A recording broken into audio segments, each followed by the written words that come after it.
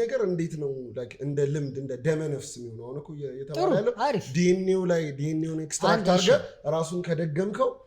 ይሄ ሰውዬ በቃ እንዴት ነው ሹቲንግ ብቻ ከዘሩ ተቋሽ ነው አሁን ጫታችን እየዘለልን ሳይንሳዊ ውስጥ ነገር እየገባ ነው ግን ያልከው ፖይንት ጥሩ ነው ለምሳሌ የሰው ልጅ ሲፈጠር ዲኤንኤ ስትራንድ አለው አብዛኛው ዲኤንኤ ስትራንድ ወይም ክሮሞዞምስ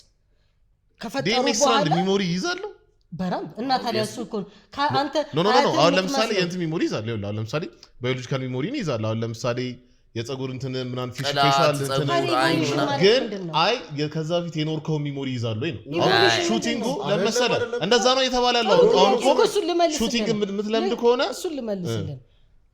በህይወት ስኪል የምታደርጋቸው ወደ አንተ የሚገቡ መረጃዎች በሙሉ ዲኤንኤ ላይ ይቀመጣሉ ታዲያ አንተ ፋዘር የሚችለው ነገር ለምን አልቻልክም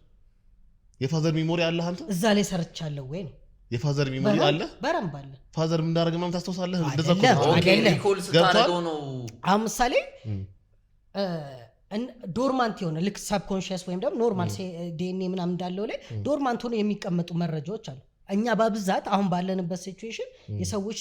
አኗኗር ያንን የድሮ የተቀመጠ ሂድን የሆነው ኢንፎርሜሽን አክሰስ ማድረግ አንችልም እንጂ ከድሮ ጀምሮ